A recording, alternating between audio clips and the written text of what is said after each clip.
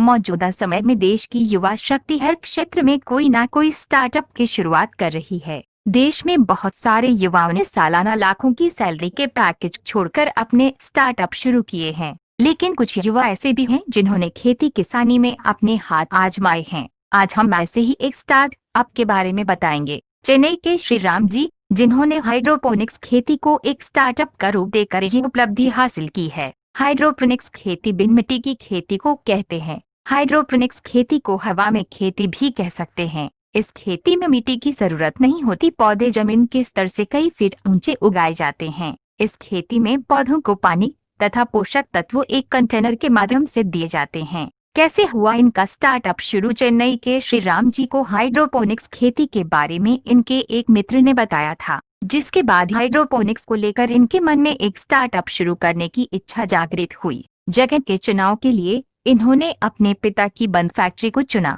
इसके बाद उन्होंने बिना मिट्टी वाली खेती की शुरुआत 5 लाख रुपए की लागत से आरंभ की थी। कुछ समय बाद इन्होंने फ्यूचर फार्म के नाम से अपनी कंपनी की शुरुआत की। आज इनकी कंपनी का टर्नओवर सालाना 4 करोड़ रुपए का है। क्या है हाइड्रोपोनिक खेती? हाइड्रोपोनिक्स तकनीक में छोटे पौधे वाली साग सब्जियां उगाई जा सकती हैं। इसमें पौधे उगाने के लिए किसी प्रकार की भूमि की आवश्यकता नहीं होती है। पौधों को पानी तथा पोषक तत्व एक कंटेनर के जरिए दिया जाता है। पौधे एक मल्टीलेयर फ्रेम के सहारे लगाए पाइप में उगाए जाते हैं। इन पौधों की जड़ें पाइप के अंदर पोषक तत्वों से भरे पानी में डूबी रहती हैं। हाइड्रोपोनिक्स तकनीक को आप अपनी खाली छत पर लगा सकते हैं। पाइप में पौधे उगते हैं, उनमें मिट्टी नहीं होती, जिसकी वजह से छत पर भार भी नहीं पड़ता है। कौन सी सब्जियां उगा सकते हैं? हाइड्रोपोनिक्स तकनीक में लगभग सभी तरह की फल सब्जियां, सलाद, अनाज, फूल एवं औषधीय पौधे उगा सकते हैं। आप इसमें गाजर, शलजम, ककड़ी, मूली,